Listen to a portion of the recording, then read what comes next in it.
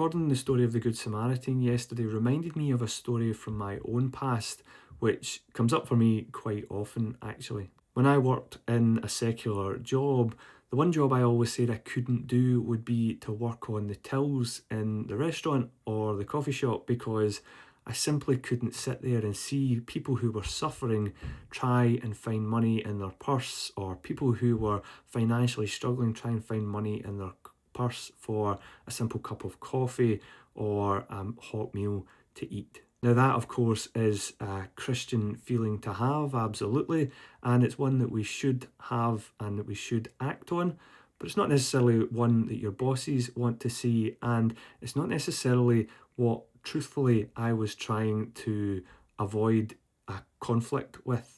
You see, if I'm honest, I was really trying to avoid the pain and the distress that it would cause me in that situation, and that's not how we're supposed to be.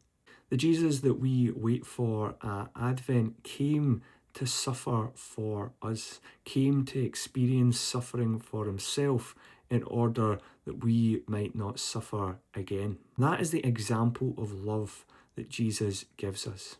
You see, when we suffer, we don't suffer and God tells us how to behave and to act from some far off distance, having never experienced the suffering himself.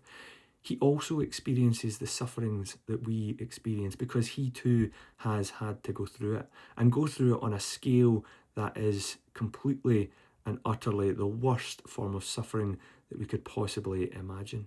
So in this season of Advent, suffering is present. We like to focus on the joys and the good things that happen, and yes, those are important too, but there is suffering going on in our world round about us, and that is what Jesus came to help. That is the example of love that we were given by Jesus, and that is the example that we should follow as Christians. So please, when you feel that distress, don't do what I done, don't do what those who crossed over in the Samaritan story done. Be the example of Christ.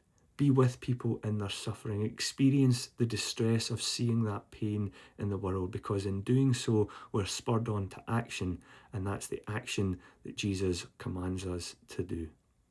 Whatever you're doing today, I hope you have a good one.